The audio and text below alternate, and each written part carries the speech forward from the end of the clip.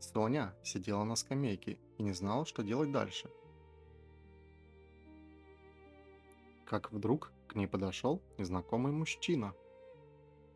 Он представился Виктором и сделал Соне неожиданное предложение поработать на его острове.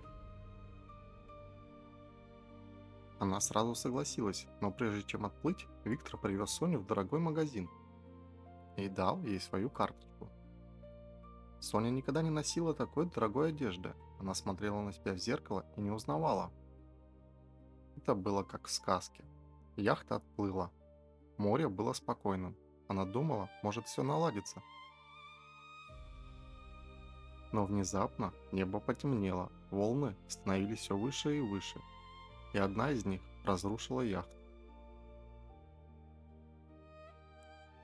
Когда она открыла глаза, вокруг был только песок и джунгли. Она осталась одна.